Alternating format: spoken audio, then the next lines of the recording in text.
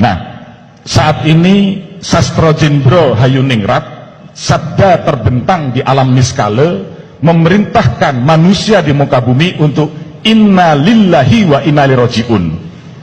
Semua berasal dari Allah, kembali kepada Allah. Sangkan paraning dumadi, kembali ke wiwitan, kembali kepada leluhur.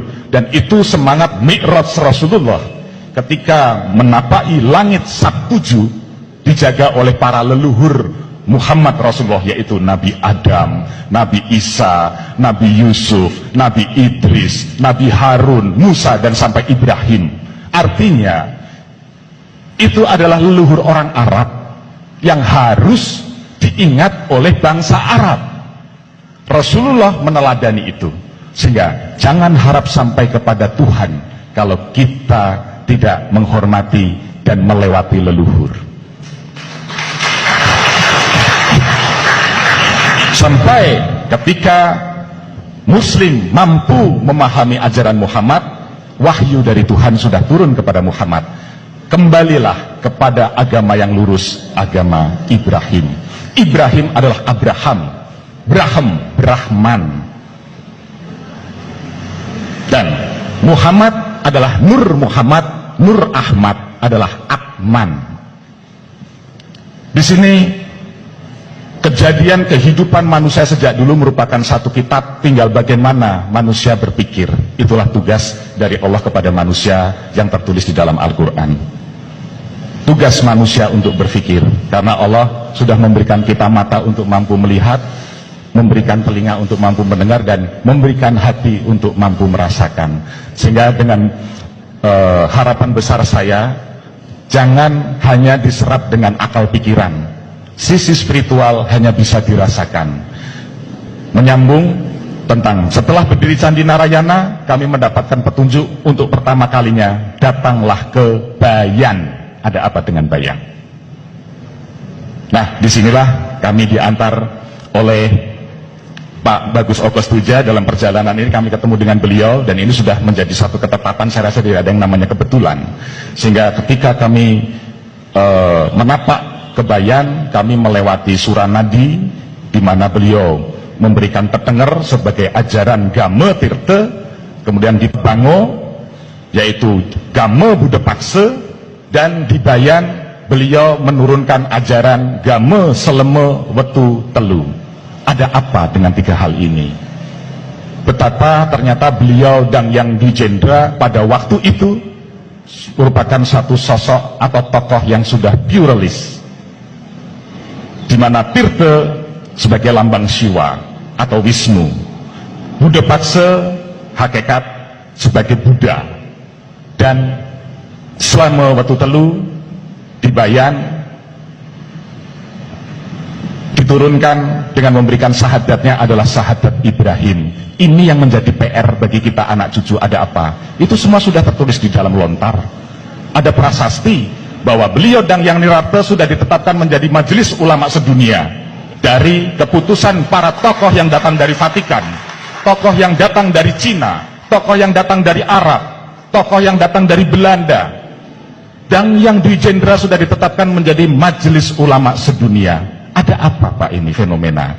Sementara para wali ketika itu di Jawa sedang mengadakan provokasi kepada Demak untuk menghancurkan Majapahit. Dan ini dimensi spiritual. Baru saja tadi saya kebayan dengan Pak Oke mendapatkan jawaban saya, karena saya sedang melacak. Karena Kanjeng Sunan Kalijogo diam-diam kebayan Pak, sampai memutari pelabuhan Bayan itu 3 kali selama 3 tahun. Sekali setahun, di situ muncul suluk mani, kedua kalinya muncul suluk maut, ketiga kalinya muncul suluk budiman. Ternyata kesempurnaan ilmunya beliau setelah beliau mendatangi Bayan. Ada apa Pak dengan Bayan? Ternyata diam-diam Pak, ini saya buka karena kita sudah harus membuka tabir spiritual Nusantara atau misteri Nusantara. Guru Kanjeng Sunan Kalijogo adalah beliau Dang Yang Nirarde. Maka kalau di sana ada 2 makam, Pangeran Sangutpati dan Sayyid, disitulah lambang pertemuan antara Dang Yang Dwijendra dengan Kanjeng Sunan Kalijogo, dan itu sangat dirahasiakan. Disinilah saatnya tabir misteri Nusantara harus terbuka, karena dasar di dalam tasawuf Jawa, di mana dikenal Betal Makmur, Betal Muharram, Betal Mukadas, itu adalah buah swah, 3 alam yang ada pada diri manusia. Itu merupakan ajaran Dang Yang Nirarde. Tidak ada di negeri manapun ajaran seperti ini. Betal Makmur yang dikatakan cipta, alam cipta. Di dalam kepala ada otak, di dalam otak ada manik, di dalam manik ada budi, di dalam budi ada nafsu, di dalam nafsu ada sukma, di dalam sukma ada rasa, di dalam rasa ada ingsun. Pencapaian rasa ingsun yang harus dicapai, Pak. Di alam rasa juga demikian, sehingga masing-masing ini yang dikatakan ada 7 unsur yang dikatakan nembusi bumi sapitu, langit sapitu. Ini yang harus menyatu. Kalau cipta rasa menyatu, maka karsa insya Allah akan baik, sehingga akan membuahkan karya yang baik. Tetapi kalau cipta berjalan sendiri tanpa rasa, jadinya carut marut seperti Nusantara seperti ini, karena hanya mendewakan akal. Saya juga anak sekolahan, Pak. Jadi selama berjalan ini ternyata tidak gampang saya membuang ilmu pengetahuan, karena semua harus kosong. Selama otak kita terjebak, terjerat, terikat kepada dalil dan dogma, kita tidak akan mencapai sisi spiritualitas. Omong kosong itu. Maka ilmu tanpa laku adalah kesia-siaan belaka.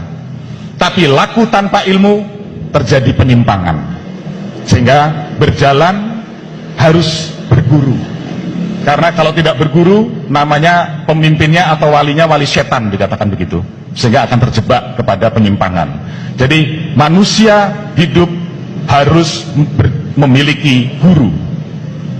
Dan itu adalah sabda yang sudah turun sejak pertama Bhagavad Gita. Rahasia yang paling utama adalah ketika seorang Brahmacari bertemu dengan guru rohani sejati, seperti perjalanan Bima bertemu dengan Dewa Ruci, seperti pertemuan Nabi Musa dengan Nabi Khidir. Hakikat, Pak. Syariat tanpa hakikat adalah kekosongan belaka. Sama, hakikat pun tanpa syariat itu bid'ah atau penyesatan. Sehingga dua ini harus berjalan. Disinilah konsep Siwa Buddha. Dua dat yang berbeda tetapi harus menyatu. Nah, intinya Pak, selama saya di Lombok ini, saya menemukan satu hakikat, 3 alam yang tadi saya sebut. Ternyata inilah implementasi dari jagat cilik, jagat gede.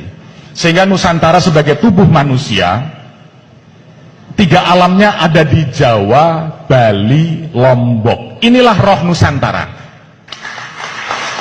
Jawa, Bali, Lombok adalah Jabal. Jabal itu adalah gunung yang kokoh, Jabal Nur. Segitiga. Segitiga adalah gunung. Segitiga adalah candi. Sehingga segitiga ini, gunung itu adalah lambang jati diri manusia. Sehingga ketika itu Nabi Musa pun ingin bertemu dengan Allah, pandanglah bukit itu. Ini yang menjadi kauruh di dalam meditasi. Ketika kita konsentrasi, kita harus melihat ujung hidung kita. Itu segitiga, Pak. Artinya kita memandang diri sendiri. Sehingga Lombok, kalau di dalam kauruh Jawa, di dalam ritual Jawa, dipasang paling atas pada tumpeng. Sehingga Lombok sebagai alam cipta.